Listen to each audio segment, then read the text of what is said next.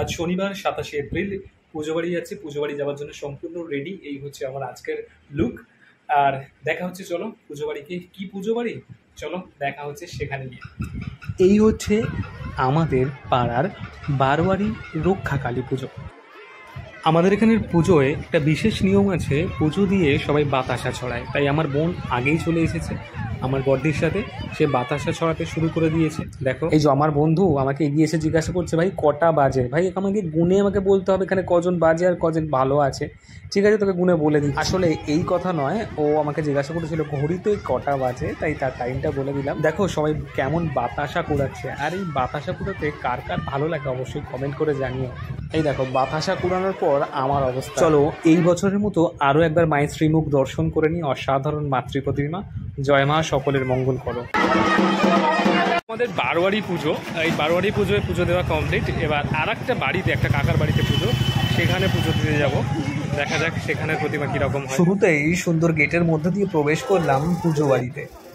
পুজো বাড়ির পরিবেশটা ছিল খুব সুন্দর, সাজানো গোছানো। ব্যাকগ্রাউন্ডে চলছিল শ্যামা সঙ্গীত, শুনে প্রাণ ভরে যাচ্ছিল। হচ্ছে মা, আর সাথে রয়েছে মায়ের ভক্ত, মায়ের সেবায়েত শ্যামাপ্রসাদ মুখার্জি। উনিই পুজো করবেন। আর সেখানে মাকে এত সুন্দরভাবে সাজানো হয়েছে দেখে সত্যি প্রাণ ভরে গেল। আর সেখানে মাকে মালা পরানোর জন্য আমাকে বললো, আর সেই সুযোগ ছাড়া যায় নাকি? চলো সেই সুযোগের সদ্ব্যবহার করা শুরু করে দিলাম। মাকে একের পর এক মালা পরাতে শুরু করলাম। যদিও মুকুটটার জন্য মালা পরাতে একটু অসুবিধা হচ্ছিল, কিন্তু তা হলেও কিন্তু মালা পরাতে বিশেষ খুব ভালো লাগছিল। আর সাথে সাথে আমার শৃঙ্গার করতে খুবই ভালো লাগে। তোমরা হয়তো দেখেছো আমার বাড়ির ঠাকুরের শৃঙ্গারগুলো। আর এই মালা পরাচ্ছিলাম, মনটা সত্যি ভরে যাচ্ছিল।